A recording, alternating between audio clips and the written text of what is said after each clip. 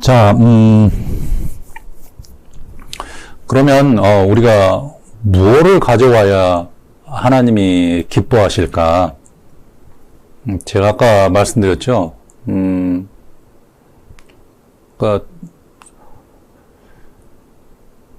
하나님께서 어떤 것들을 기뻐하시는지, 그리고, 뭐라고 할까요? 그러니까 내가 이해하고 있는 게 있고, 그리고 하나님께서 원하시는 게 있습니다. 그렇죠? 그래서 내가 이 정도면 되겠다라고 생각을 해도 하나님께서 선을 그어서 그건 안 돼라고 이 얘기를 하면 그건 안 되는 거예요. 그렇죠? 그래서 나를 아는 것도, 그러니까 하나님과 나와의 관계에서 나를 알고 내가 하나님 앞에 어떻게 할 수 있는지 그거를 아는 것도 중요하지만, 하나님께서 뭐를 원하시고 어떤 방법으로 그거를 이루시기를 원하시는지 그거를 알고 있는 것도 그게 어떻게 보면 그게 더 중요한 것이 되겠죠. 그래서 제물을 가져올 때, 그러니까 코르반이라고 하는, 그러니까 너희 몸을 하나님께서 기뻐하시는 거룩한 산 제물로 드리라라고 이 얘기를 할 때도 사실 어떻게 보면 같이 포함이 될 수 있는 그런 그 내용인데, 우리가 레위기에 보시면은 이 제물의 법칙에 관련된 그런 여러 가지 것들이 나오는데, 대표적인 게 보면은 레위기 1장 3절에 이런 내용이 하나 있어요. 흠 없는 것. 그러니까 이거는 모든 제물에 다 적용이 되는 거예요. 물론 레위기 1장이, 그리고 지금 1장 3절 이 구절이 번제에 대해서 얘기할 때 소의 번제이면 이런 어떤 조건적인 그런 구절이 나타나긴 하지만은 사실은, 하나님께 드리는 모든 제물에 다 보편적으로 적용이 되는 그런 제물의 법칙이 바로 흠 없는 거예요. 여러분, 흠 없는 거라는 거는, 흠이 있는 거에 반대죠. 그렇죠? 그럼 우리가 물리적으로 흠이 있는 거다라고 하면은, 물리적인 거로 보면은, 예를 들어서, 제물에 상처가 나 있다든지, 쩔룩거린다든지, 아니면은, 어디가 하나 부러졌다든지, 아니면은, 딱 봐도 온전하지 않은 그런 제물들, 예를 들어서 양을 한 마리 갖고 왔는데, 양이 그냥 질병으로, 털이 한 반절 정도 뽑혀 있는 그런 거라든지, 또, 이런 것들은 흠이 있는 거죠. 그러니까 딱 봐도 피지컬한 그런 부분에 흠이 없는 그런 거라고 얘기를 할 수 있는 그런 부분에 이게 적합하지가 않는 거죠. 그래서 흠이 없다라고 이 얘기를 하려고 하면은 첫째 생각을 해야 되는 거는 외형적인 그런 부분에서 흠이 없어야 되겠죠. 두 번째로는 정신적인 면도 포함이 돼요.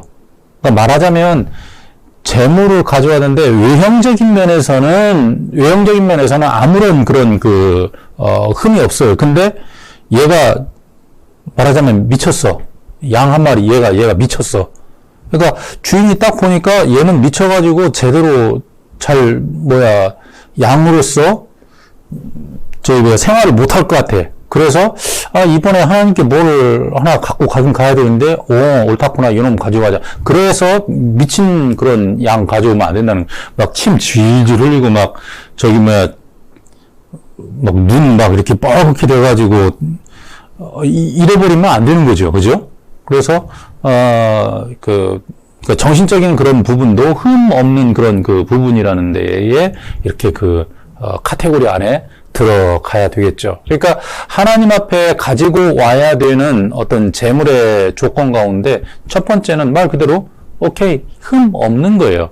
그러니까 외형적으로든지 내부적으로든지, 그리고 질병의 관점에서도 흠이 없어야 되는 게 당연한 거예요. 여러분, 그 다음에 우리가 이 얘기를 할 수 있는 게, PPT 파일을 하나 넘겨봐 주실래요? 여러분, 레위기 11장에 보시면은요, 그 정결한 짐승이라는 그런 그 의미가 있습니다. 그러니까 나의 관점하고 하나님의 관점하고 이거를 그 맞춰야 될 필요가 있다라는 게, 내 관점에서 이거는 정결한데요? 라고 이 얘기를 하는 게 하나님의 관점에서 정결하냐 이거죠. 무슨 얘기냐면 여러분, 레위기 11장에 보시면 하나님 내가 원하는 정결한 짐승이라는 거는 이거다.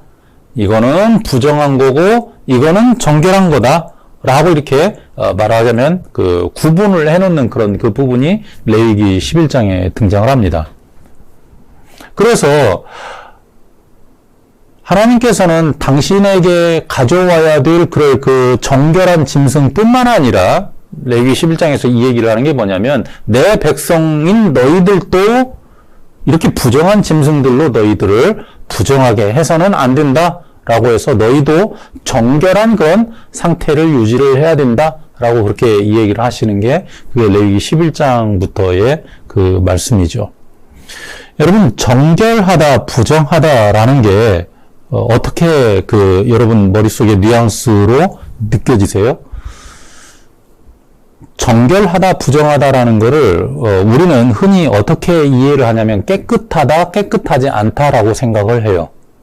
근데 그게 아니고요.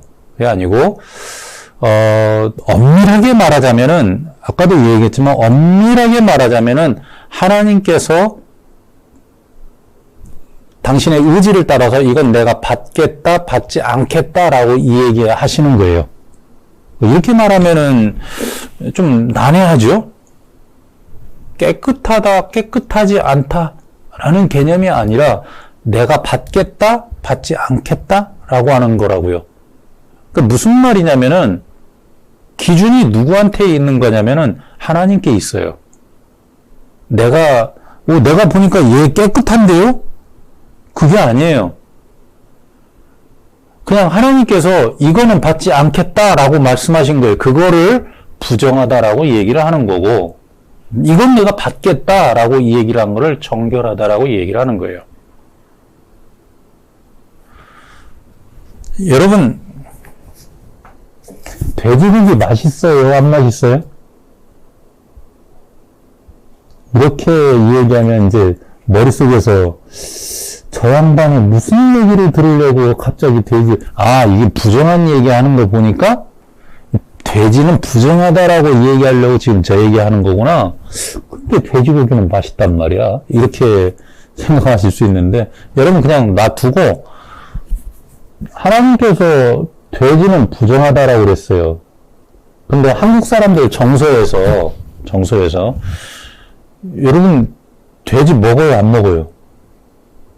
아까도 먹었죠? 삼겹살 드시고 또 돼지고기 찌개도 드시고 그랬단 말이에요. 장어 드셔요, 안 드셔요? 추어탕 드셔요, 안 드셔요? 근데 이렇게 따지고 보면 우리나라 사람들은 다 하나님께서 싫어하시는 것만 먹어요. 그죠? 가만히 보면. 여러분, 그러면은, 하나님께서, 그러니까, 우리가 깨끗하다라는 거를 얘기를 하려고 하면은, 말하자면, 그렇게 우리가 먹다 보니까, 우리가 먹는 거에 대해서, 또 우리가 그 취하고 있는 거에 대해서, 좀 하나님께 이렇게 드리고 싶은 말씀이 있어요. 하나님, 돼지고기가, 여기 부정한 짐승으로 나왔는데 꽤 괜찮아요. 그 맛도 괜찮고요. 삼겹살 그거 먹으면은요, 괜찮아요. 그거 하나님, 그거 괜찮다고요.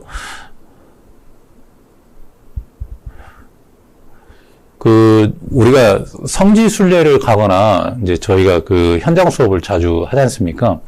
현장 수업을 하면은 이스라엘의 호텔들에 가면은, 항상 유대인 호텔을 갈 때 제가 같이 오신 분들한테 주의사항을 주는 게 있어요. 무슨 말이냐면, 뭐냐면, 호텔 식당에 내려오실 때 한국에서 가져온 고추장이나 한국 음식들 이런 것들 가지고 내려오지 마세요. 그거는 유대법에 비추어 봐서 그거는 부정한 음식이라고 생각을 해서 그거 가지고 내려오면은 뭐라고 할까요?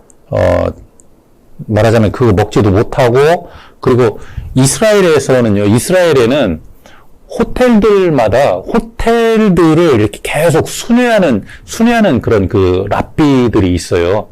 왜 그러냐면은, 그 유대인 호텔들에 나오는 그 음식들이 코셔여야 돼요. 코셔.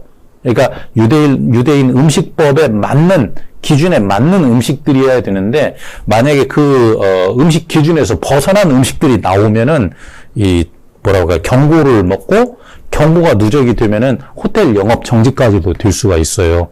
그래서, 제가 한국 음식들을 가지고 나오지 마시라고 이 얘기를 하면서, 그게 이 사람들의 관점에서는 부정한 그런 음식이기 때문에 가지고 호텔, 레스토랑 안에 들어오면 안 됩니다. 라고 이렇게 얘기하면은, 가끔 오신 분들이 뭐라고 말씀하시냐면, 제가 이 고추장을 얼마나 깨끗하게 씻어가지고 깨끗하게 해서 깨끗하게 만들었는데 왜 이거를 부정하다라고 얘기를 하는 겁니까? 라고 얘기하시는 분들이 있어요. 근데 부정하다라는 말이 더럽다라는 얘기가 아니고 허락이 안 된다라는 얘기예요. 그러니까 하나님의 관점에서 허락을 한 게 있고 허락을 하지 않은 게 있는데 그거를 부정하다, 정결하다라고 표현을 하는 거예요. 돼지는 허락을 안 한 거예요. 왜 허락을 안 했습니까? 라고 하나님께 물어봐봐야 저희가 없어요. 그냥 허락 안 하신 거예요. 우리는 거기에 대해서 왜 이거 허락 안 하십니까? 이게 얼마나 깨끗하고 맛있는데요? 라고 이 얘기할 수 있지만 하나님은 그냥 허락 안 하신 거예요. 그래서 그거를 내가 받지 않겠다라고 얘기하신 거예요. 그럼 드리는 사람 입장에서 그래도 내가 생각할 때 돼지고기 괜찮은데 이번에 하나님께 드릴 제물로는 돼지 한 마리 드리지 뭐. 내가 볼 때 괜찮으니까. 그래서 돼지 한 마리를 가지고 왔어요. 내 입장에서는 많은 지출이에요. 돼지 한 마리 드리려면 한 40만 원, 50만 원 돼야 되니까. 근데 40만 원, 50만 원짜리를 가지고 왔는데 하나님께서 안 받으셔요. 받지 않으시는 거예요. 부정하다라고 그래요. 근데 내 옆에 있는 사람은 40만 원, 50만 원도 아니고 그리고 500원도 안 되는 곡식가루 한 줌 가지고 왔는데 그거는 받으셨어요. 그럼 우리가 이렇게 이해할 수가 있겠죠. 아니, 하나님, 이게 얼마나 더 비싸고, 이거 얼마나 맛있는데, 왜 이걸 안 받으십니까? 그건 얘기했잖아요. 하나님께서 안 받으신다라고 얘기하는 그 카테고리 안에 들어있는 거고, 그리고 그거를 타이틀로 뭐라고 붙여놨냐면, 부정한 거라고 붙여놨. 깨끗하다, 깨끗하지 않다라는 얘기가 아니라고 했어요. 하나님께서 안 받으신다, 받으신다라는 거예요. 억셉트한다, 억셉트하지 않는다라는 거예요. 그게 부정하다, 정결하다라고 얘기를 하는 거예요. 그럼 기준이 누구한테 있어요? 하나님께 있어요. 여러분이 하나님께 왜 돼지 안 받으십니까? 물어봐도 그건 어떻게 보면은 하나님께 물으면 나중에 하나님께서 대답해 주실지 몰라요. 그러나 어쨌든 지금 우리의 상황에서는 기준은 안 받으신다는 거예요. 하나님께서 가지고 계시는 그 기준에 의해서 받으시는 것, 안 받으시는 것 이렇게 나뉘어져 있어요.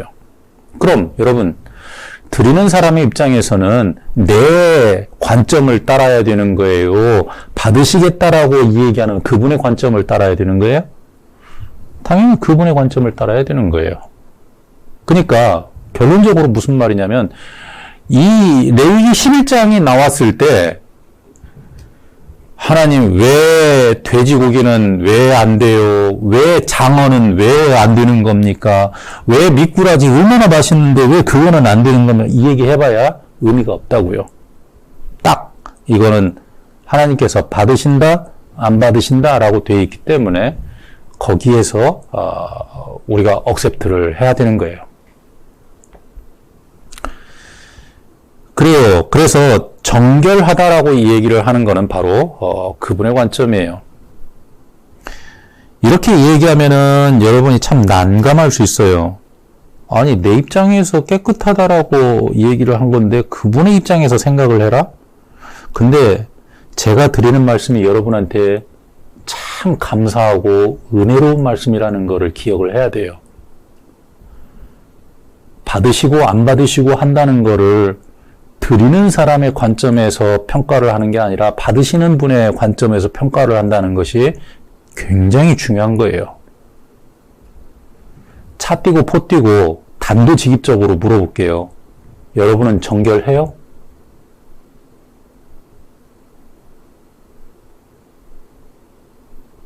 하나님께서 받으실 것 같아요? 깨끗해요? 근데 여러분 스스로가 나 정결하지 않아요, 깨끗하지 않아요 라고 이 얘기를 할 필요도 없어요. 왜?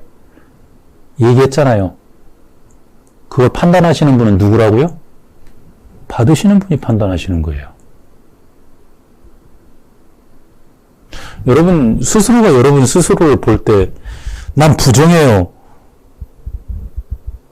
근데 하나님께서 오케이, 내가 너 억셉트 할 거야. 그러면 하나님께서 받으시는 거예요. 난 정결해요 라고 이 얘기를 해도 하나님께서 아니, 난 너 안 받을 거야. 그러면 안 받으시는 거예요. 그래서 레위기 11장에서 하나님께서 이거는 안 받으시겠다, 이건 받으시겠다, 우리가 시비를 걸 수 있는 그런 그 부분이 아니고 오히려 감사해야 될 부분이라고요. 왜? 그게 비단 재물의 문제가 아니라 우리들의 문제이기 때문에. 그래서 판단을 누가 하시는 거냐면은 하나님이 하시는 거기 때문에 그래서 감사할 수 있는 거예요. 우리 지난번에 사회문화적 배경에서 이 얘기를 했잖아요. 그죠?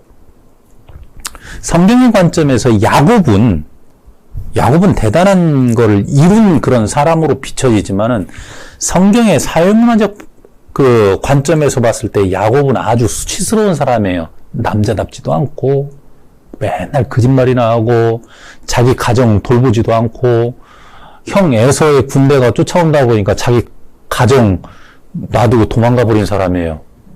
고대 시대 때의 관점에서 비추어 봤을 때 정말 가장으로서 그리고 남자로서 하나 리스펙터블한, 그러니까 어디 하나 존경할 만한 그런 가치가 없는 사람이에요. 반대로 에서는 가정을 지키죠. 자기 가정을 부양을 하죠. 부모 부양하죠. 그리고 남자답죠. 용맹하죠. 근데 왜 하나님은 에서를 택하지 않고 왜 야곱을 택했냐고요. 그걸 우리가 시비할 문제가 아니잖아요. 그죠? 하나님 왜 에서를 택하지 않았습니까? 왜 야곱을 택했습니까? 시비를 걸 문제가 아니에요. 에서 참 보잘것없는 사람인데 왜 하나님 이런 에서를 택했습니까? 근데 그런 야곱을 택한 하나님이 감사하다고요. 왜? 여러분이 야곱이니까. 어디 볼 게 있어요? 어디 믿을 만한 구석이 있어요? 어디 내놓을 만한 게 있어요? 어디 리스펙터블한 그런 게 있어요? 근데 왜 하나님이 여러분을 택하셨을까요? 야곱을 택하시는 하나님이 그 하나님이셨기 때문에 여러분을 택하신 거예요. 왜 하나님 돼지를 못 먹게 합니까? 감사하게 생각해야 돼요. 구분을 하신 거잖아요. 그렇죠? 그리고 그 구분했다고 하는 거는 우리 쪽에서 시비를 걸 수 있는 문제가 아니라 하나님 쪽에서 가리는 거예요. 그리고 그 기준은 누구한테 있는 거냐면 하나님께 있어요. 여러분이 아무리 여러분 스스로가 하나님 저는 못났어요. 하나님 눈에 안 드실 거예요. 저는 하나님의 기준에 한참 못 미칠 거예요. 보잘것없어요. 그래도 하나님께서 여러분 오케이 하시면 억셉트 하시는 거예요. 여러분의 스스로의 가치가 500원 정도의 가치밖에 안 된다 그래도 오케이, 하나님께서 억셉트 하시면 억셉트 하시는 거예요. 근데 여러분의 가치가 50만 원, 40만 원, 막 4천만 원, 5천만 원, 막 5억, 50억, 500억이 된다 그래도 no way. 네가 아무리 깨끗하고 아무리 가치가 나가도 너는 그냥 돼지야. 그러면 못 들어가는 거예요. 하나님의 관점에서 아무리 깨끗해도 그리고 아무리 잘 씻어놔도 돼지라고 하면은요, 하나님께서는 안 받으신다고 한 거예요. 500억이 되고 5천억이 되고 5조가 돼도 500원짜리 곡식가루에도 비교가 안 되는 거예요. 그냥 하나님께서 그냥 안 받으시는 거예요. 그래서 그런 하나님에 대해서 감사할 줄 알아야 돼요. 이해하시겠어요? 정결한 거는 그거예요. 그럼 여러분, 정결하다라고 얘기하는 건 아까 얘기했던 것처럼 정결한 재물, 오케이, 맞아요. 로마서에 있는 말씀처럼 여러분 스스로가 하나님이 기뻐하실 만한 거룩한 산 재물이 되는 거는 여러분이 스스로 하나님께서 받으실 만한 정결한 그런 그 상태가 되는 거고, 그리고 정결한 재물이 되는 게 필요해요. 받으실 만한 것. 하나님이 기뻐하실 만한 것. 오케이. 여러분, 재물의 법칙 그 앞쪽 그 파일에서 난지 8일 이상 된 것도 또 있어요. 이거 나중에 제가 또 얘기할 거예요. 난지 8일 이상 된 거. 여러분, 히브리 사람들의 관점, 아까 이 얘기했었는데 히브리적 관점이라는 게 있어요. 히브리적 사고방식, 히브리적 관점이라는 게 분명히 존재해요. 이 사람들의 관점에서는 짐승이 이렇게 낳았잖아요? 새끼로 낳았잖아. 이 짐승이 새끼로 낳았을 때 이게 말하자면 소가 소인 것처럼 되고, 양이 양인 것처럼 되고, 그 다음에 염소가 염소인 것처럼 되려면은 적어도 미니멈 사이클을 하나 지나야 돼요. 근데 히브리 사람들의 관점에서 미니멈 사이클, 날수의 사이클이 7일이잖아요. 그죠? 7일. 그래서 7일이 지나면서 하나의 안식일을 지나야 사실은 하나의 사이클을 돌아간 거라고 그렇게 이해를 해요. 그리고 그렇게 하나의 사이클을 돌아갔을 때, 그리고 하나의 안식일을 지나갔을 때, 그때 비로소 송아지는 송아지가 되는 거고, 양은 양이 되는 거고, 염소는 염소가 되는 거예요. 그 무슨 말이냐면은, 온전하지 않은 상태에서, 완전하지 않은 상태에서 하나님께 드려지는 거는, 하나님께 가져오는 재물은 재물이 될 수가 없어요. 그러니까 난지 8일 이하 되는 것, 예를 들어서 3일째 되는 것, 4일째 되는 것, 이거는 재물이 되지를 않아요. 여러분, 그래서 이 똑같은 개념이 사람도 난지 며칠 만에 할례를 해요? 오케이. 8일 만에 할례하잖아요. 그죠? 그 이유가 아까 얘기했던 것처럼 미니멈 사이클, 7일을 지난다는 의미고, 이 미니멈 사이클이라는 거는 하나의 완전한 그 기간을 지났다라는 그런 그 의미가 돼요. 그래서 안식일을 지나면서, 하나의 안식일을 지나면서 사람이 사람답게 되는 거고, 소가 소답게 되는 거고, 양이 양답게 되는 거고, 염소가 염소답게 되는 거예요. 그리고 그 미니멈 사이클을 지나면서 비로소 재물이 될 수가 있는 거죠. 여러분, 사람이 난지 8일이 되면은 할례를 하게 돼 있어요.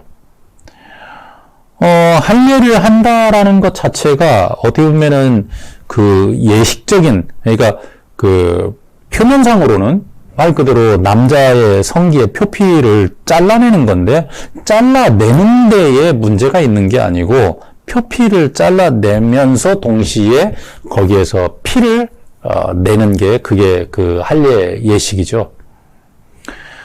사실 이 그 할례라는 그런 그 예식이 왜 하나님의 백성으로 된다라는 어떤 표시일까라고 하는 거기에 대해서 유대 랍비들이 여러 가지 얘기를 하는데,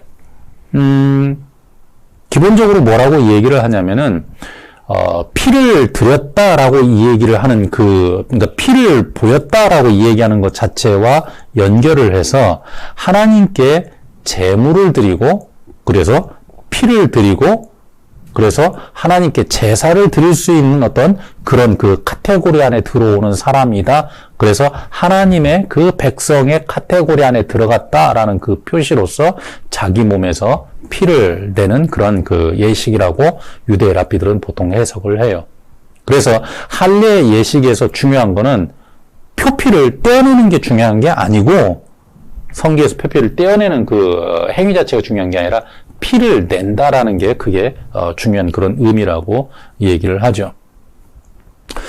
이거는 커다랗게 얘기를 해서 재물이 될 수 있고, 그리고 사람이 하나님의 백성이 될 수 있다라는 그런 어떤 의미에서 봤을 때, 우리도 어떻게 보면 하나님의 백성으로서 하나님께 드려질 수 있는 어떤 재물로서 온전한 어떤 그런 그 뭐라고 할까요? 온전한 어떤 그런 그 모습들, 온전한 어떤 그런 그 뭐랄까요? 우리 라이프를 이루어가는데 이런 그 모습들이 필요하다라고 생각이 되죠.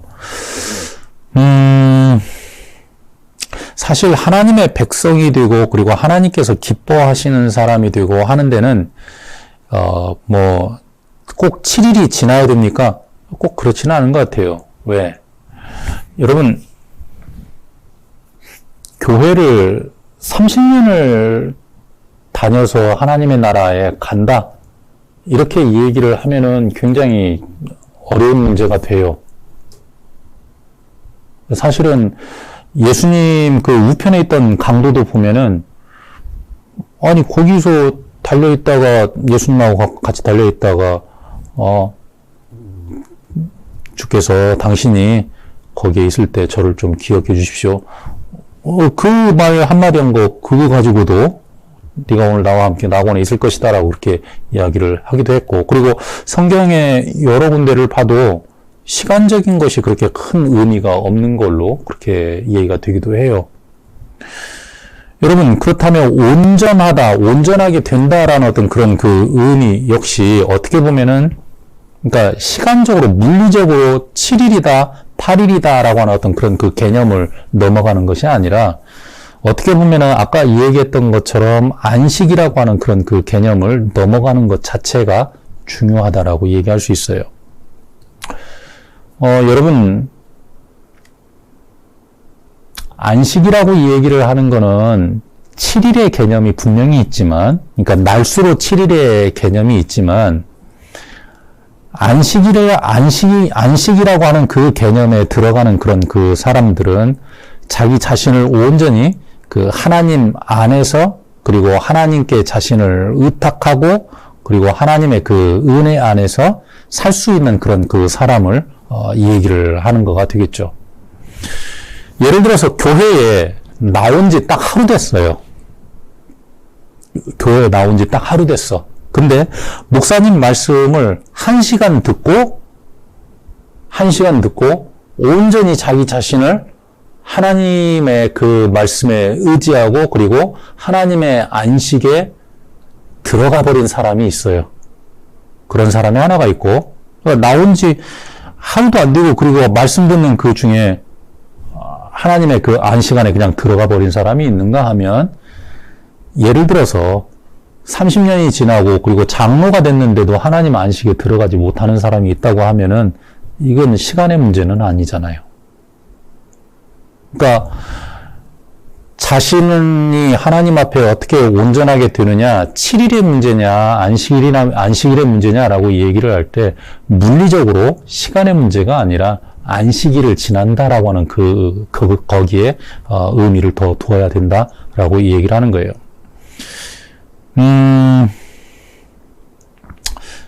우리가 안식일을 얘기를 할 수 있는 그런 시간,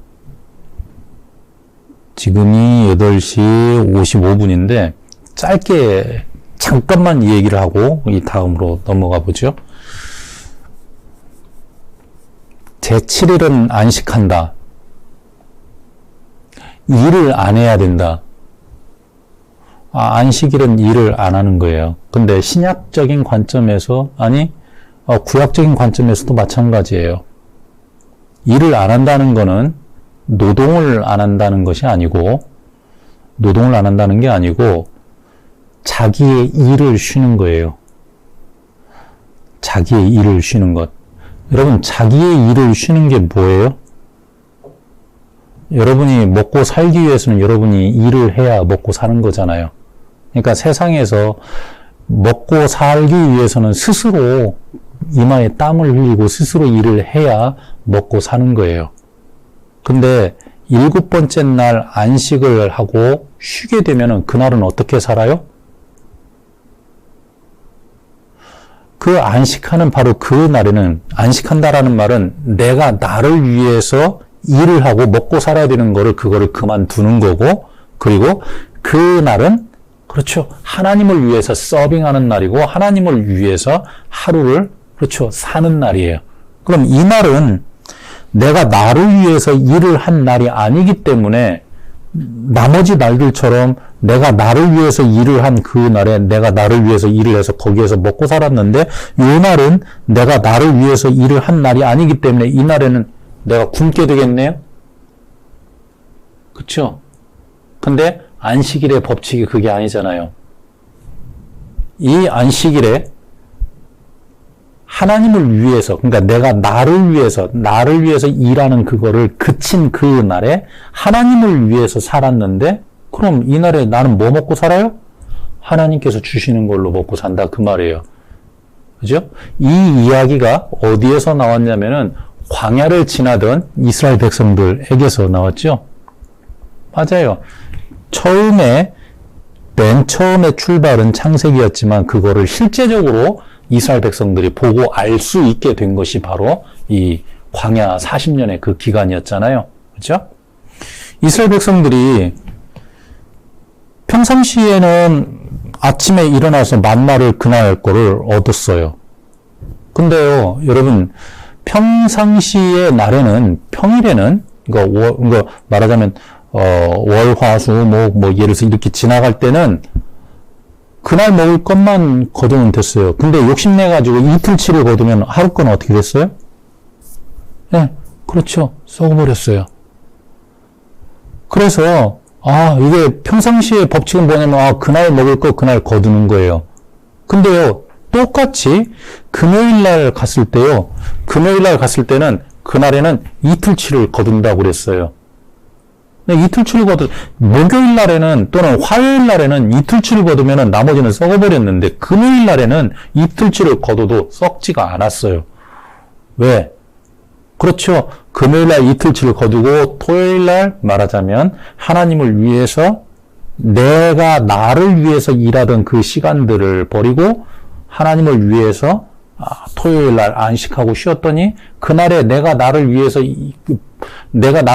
벌어서 먹었어야 되는데 그게 없었음에도 불구하고 하나님께서, 그렇죠, 채워주셔서 그날 먹고 살 수 있게 된. 그러니까 안식이라고 이 얘기를 하는 거는 결과적으로 노동을 한다, 노동을 안 한다의 그 개념이 아니라 하나님을 신뢰하고, 그리고 하나님께서 나를 먹여주신다라는 것을 인정하고 그 하나님을 억셉트하고 받아들이는 게, 그게 안식의 가장 기본적인 개념이에요.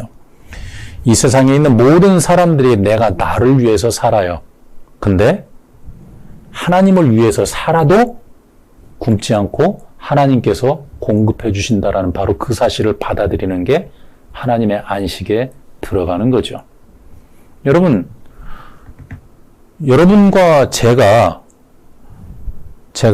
스스로 먹을 거를 벌어서 먹고 사는 사람들이에요?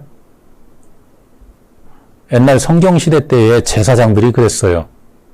제사장들은 스스로 농사 일을 하고, 그리고 밭에 나가서 뭘 거두고 심고 해서 자기가 먹을 거를 자기가 씨 뿌리고 거두는 그런 사람들이 아니었어요. 이 사람들은 월화수목금토일 모든 날을 하나님께 서빙하는 사람들이었어요.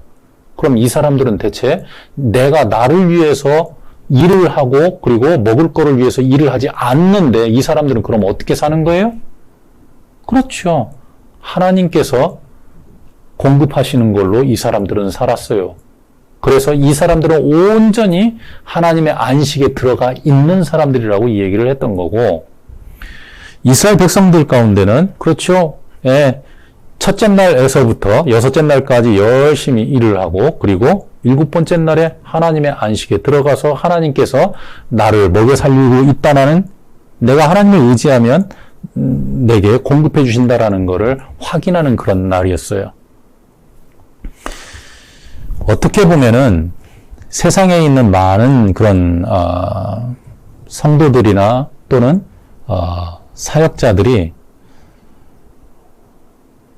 안식에, 그러니까 말하자면 하나님께서 우리를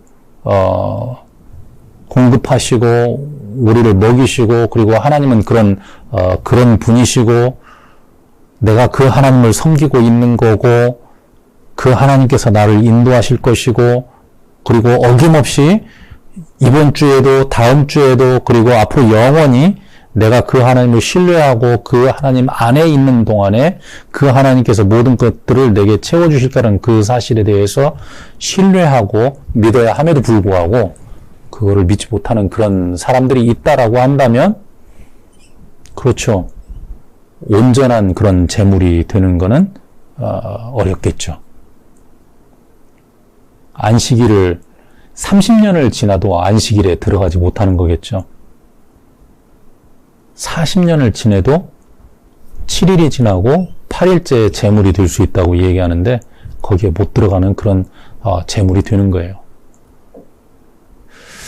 그래서 하나님께서 우리의 이스라엘 백성들이 광야를 지나면서 하나님을 어떻게 이해를 했을까요? 하나님의 존재성을 어떻게 이해를 했을까? 매일매일 자기 자신들을 먹이시는 그 하나님을 어떻게 인식을 하고 있었을까요? 이 재밌는 얘기인데, 여러분, 이거 또 옆으로 새는 얘기인데, 이것도 5분만 얘기하고 바로 다시 되돌아올게요. 여러분, 광야 40년 동안 이스라엘 백성들이 어떤 상황을 지냈었는지 제가 잠깐 얘기를 해드릴게요. 40년이라는 시간은 광야에 막 들어가면서 응애하고 태어났었던 아기가 40년이라는 기간은 할아버지가 되는 기간이에요. 고대시대 때의 관점으로 봐요. 잘 들어봐요. 애굽에서 출발해가지고 광야에 딱 들어가면서 태어난 아기가 있어요. 태어나면서 보니까, 이게 엄마 뱃속에서 딱 나오면서 보니까, 벌써 불기둥하고, 낮에는 구름 기둥이고, 밤에는 불기둥이 떠 있고요.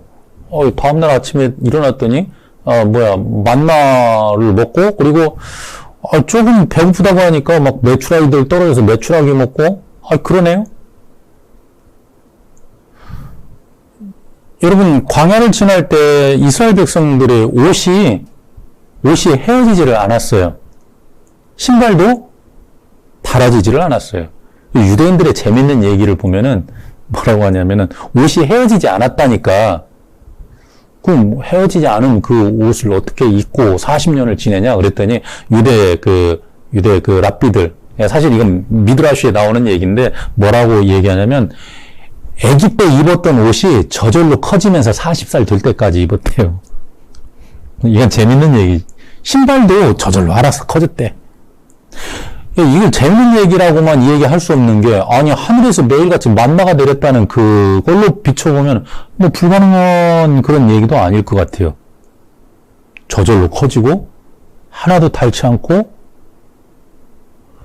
봐요 다시 그렇게 태어난 아기가 응애하고 나와보니까 낮에는 구름 기둥이 있고 밤에는 불 기둥이 있고 그리고 매일 만나 내리고 바위에서 물 나와서 그거 이스라엘 백성들이 다 먹고 3살이 되어서 뛰어다닐 때도 그리고 5살 되어서 친구들하고 놀러 다닐 때도 그리고 10살이 되면서 토라 외운다고 그러고 앉아서 그냥 골똘히 할 때도 구름 기둥 밑에서 불 기둥 아래서 그러고 재밌게 뛰어놀고 그러고 살았어요. 그리고 한 15살쯤 지나면서 보니까 지나다니는 예쁜 애가 보여서 좋아하고 싶다 그런 마음이 들어서 사랑하게 되고 그리고 18살 때 결혼을 했어요. 18살 때 일반적으로 고대시대 때의 그 사회적인 관점에서 시간을 지금 읊어가는 거예요. 18살쯤에 결혼을 했어요. 19살에 아기를 낳았어요. 아기를 낳고 그리고 그 아기를 난 지 8일 만에 할례를 할 때도 그렇죠. 구름 기둥 아래서 할례를 했어요. 그리고 밤에 불기둥 쳐다보면서 그 아기를 얼르고 그리고 예뻐하고 그렇게 하면서 아기를 키웠어요. 그랬더니 그 아들 녀석이 3살이 되어서 친구들하고 뛰어다니고 그리고 5살 되고 그리고 돌아다니고 그리고 8살, 9살 되면서 또 아들이 또 토라 외운다고 그렇게 골똘히 그렇게 하고 있을 때 그때 내 나이가 몇이었냐면 20살이었어요. 30살이 되는 거죠. 그쵸? 근데 아기가 18살쯤 되면은 내 나이 한 35살, 6살 뭐 그 정도 될 거예요. 내 아들 18살 정도 되면은 내 나이 18에 결혼을 했으니까 내 아들 나이가 18이 되면은 내가 36살 정도 되겠죠. 근데 내 아들이 장성해가지고 나보다 큰 아들이 되어가지고 자기가 사랑하는 아가씨라고 해서 하나 데렸는데 이뻐요. 그래 결혼해라. 결혼했어요. 애를 낳았어요. 손주예요. 내 나이 39이에요. 근데 그 기간 동안에 40년 동안에 매일같이 보았던 게 하늘에 구름 기둥이고 그리고 불 기둥이고 매일같이 만나 먹고 그리고 안식일 날에 다음 날 거 춥지 않아도 안식일 지킬 수 있었고 그게 삶이었어요. 라이프였어요. 그런데 손주를 낳아가지고 손주가 막 아장아장 걷기 시작하는 바로 그 다음 해에 여호수아가 그러는 거예요. 요단강 건너갑시다. 그래서 하나님께서 이끄시겠지. 지금까지도 이끄셨으니까. 그러면서 요단강 그 물결이 막 넘실대는데 저거 별것도 아니었어요. 왜? 지금까지 40년 동안 온 거로 비춰보면 저거 별것도 아니에요. 하나님께서 건너가라고. 당연히 건너가는 거예요. 뭐 대단한 믿음이 있어서 거기에다가 발을 아니요. 40년을 지내온 역사를 통해서 보면은요. 하나님을 신뢰를 하는 게 아니고요. 그냥 하나님을 그냥 아는 거예요. 그냥 알아요. 넘실대는 저기에다가 발 대고 들어가라고 그래도 당연히 그냥 들어가는 거예요. 아니나 다를까 발 대자마자 갈라졌잖아요. 그렇게 해서 광야를 나와서 요단강을 건너서 가나안 땅에 들어갔어요. 제가 이 얘기하는 40년이 바로 그 광야에서 지내는 그 40년이 그 40년이에요. 여러분 할아버지가 되어서 그러니까 광야에 들어갈 때는 들어갈 때 응애하고 태어났었던 그 아기가 광야를 지나서 요단강을 건널 때 할아버지가 되어서 손주를 안고 요단강을 건너는 게 그게 40년 기간인데 그 40년 기간 동안에 매일같이 봐왔던 게 하나님의 능력이고 하나님께서 자기들을 먹이시는 거고 입히시는 거고 그리고 기르시는 거고 그리고 인도하시는 거였어요. 여러분의 40년을 되돌이켜봐요. 여러분의 나이에서 40을 빼봐요. 그럼 그때가 몇 살이었는지 그리고 그때부터 지금까지 매일매일 되어왔었던 그 일들을 쭉 기억을 해보면 그게 40년이에요. 여러분 나이에서 40 빼봐요. 그 기간 동안 매일매일 있었던 것이 여러분의 삶이 되지 않겠어요? 라이프가 되지 않겠어요? 그냥 아는 거예요. 40년 동안 해가 떨어진 적이 없죠? 내일 해가 뜰지 안 뜰지 여러분 알아요? 몰라요? 그냥 알아요. 왜? 지금까지 그렇게 40년 동안 살아왔으니까. 그래서 그냥 하나님을 아는 거예요. 그래서 광야에서 길리운 그 새로 태어난 새로운 그 세대는 그냥 하나님을 아는 세대예요. 하나님을 신뢰하고 받아들이고 노력을 하는 그 세대가 아니라 그냥 하나님을 아는 세대. 하나님을 경험한 세대. 그냥 하나님을 아는 세대예요. 그 하나님을 아는 세대가 탁 요단강을 건너서 가나안 땅에 딱 들어갔더니 어렵쇼? 40년 만에 처음 보는 현상이 생긴 거잖아요. 낮에 구름 기둥이 없어요. 밤에 불기둥도 없어요. 옷은 이렇게 되돌아가려고 그랬더니 옷이 쭉 찢어져요. 신발은 헤어져요. 닳아져요. 처음에는 아마 쇼크했을 거예요. 왜? 여러분도 40년 만에 처음 겪어보는 그런 일들을 겪어보면은 당연히 당황스럽고 공포겠죠. 그렇죠? 40년 동안 한 번도 겪어보지 않았던 그 일을 이스라엘 백성들이 가나안 땅에 하나님이 약속하셨다라고 하는 그 땅에 들어가면서 겪기 시작한 거예요. 공포겠죠. 이 사람들은 어떻게 견뎠을까요? 다시 광야로 되돌아가고 싶어요. 그랬겠죠. 그렇죠. 근데 어떻게 견뎠을까요? 여러분, 뿌리가 있죠. 뿌리라는 게 있어요. 무슨 말이냐면요. 하나님께서 광야에서 태어난 세대를 가지고 가나안 땅에 들어간 이유가 있어요. 왜냐하면 이 광야에서 태어난 이 세대가 사실은 가나안 땅에 들어갔을 때 이스라엘로 자라나기 위한 뿌리예요. 뿌리. 하나님을 아는 사람들, 하나님을 경험한 사람들, 하나님을 신뢰한 사람들. 그래서 지금 가나안 땅에 들어가고 약속의 땅에 들어갔는데 이전에 우리가 알고 있었던 그런 삶의 라이프의 스타일이 아닌 거예요.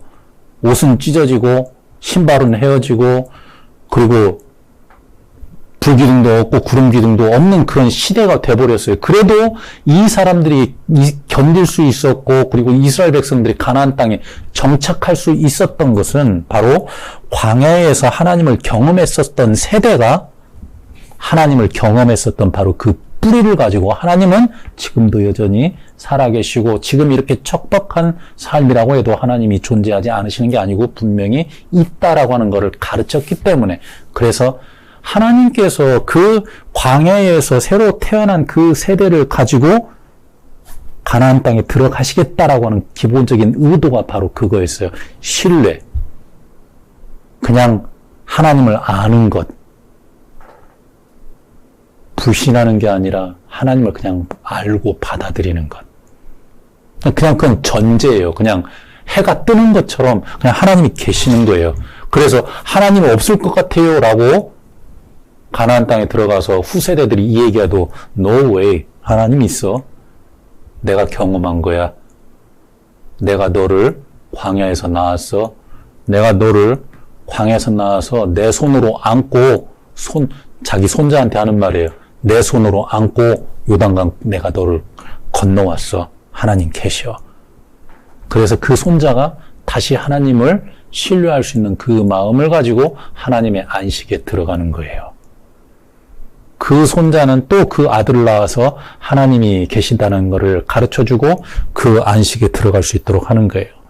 그래서 광야에서 경험했었던 그 하나님에게로 이스라엘 백성들은 대대로 계속해서 그 안식에 들어갈 수 있도록 하나님을 신뢰할 수 있도록 계속해서 그렇게 만들었던 거예요. 그래서 그 뿌리로 인해서 자라난 게 그게 바로 이스라엘이에요.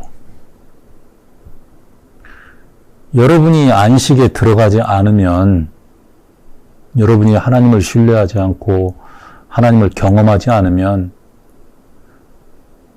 뿌리가 없는 나무가 되고 그리고 그 나무에 달린 열매는 곧 시들 거예요.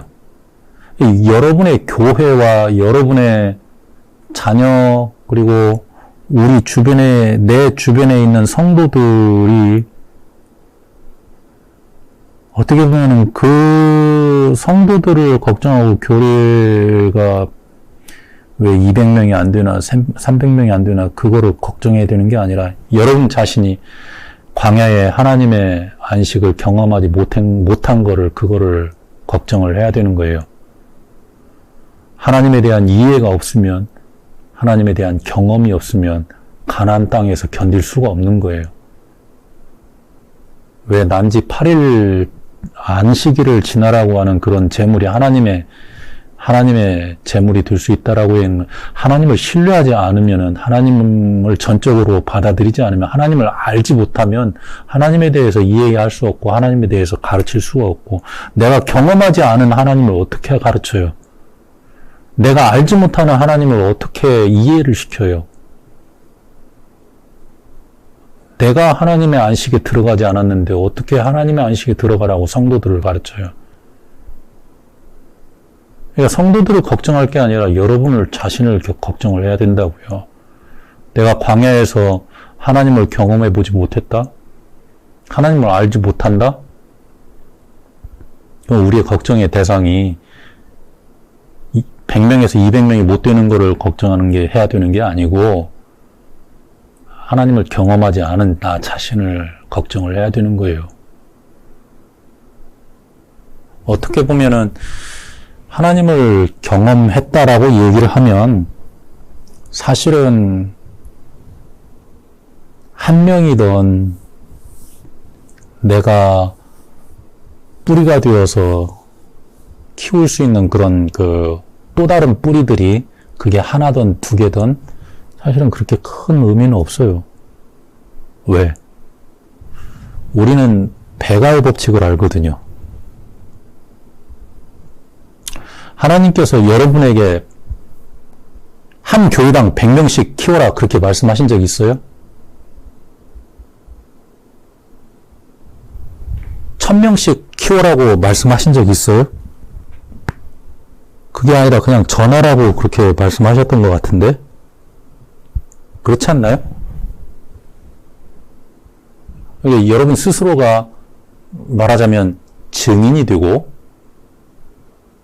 그리고 광야에서 있었던 그 일에 대해서 차근차근 늘 끊임없이 자기 후손들에게 가르칠 수 있는 그런 사람이 되라고 얘기를 했던 것 같지. 한 사람당 100명씩은 해놔야 된다. 이렇게 성경에서 말씀하신 건 없는 것 같은데. 왜 우리는 100명, 200명에 그렇게 목매는지 몰라요? 자기가 뿌리가 없으면서 그러면은 의미가 없어지는 거잖아요. 근데 여러분, 내가 잘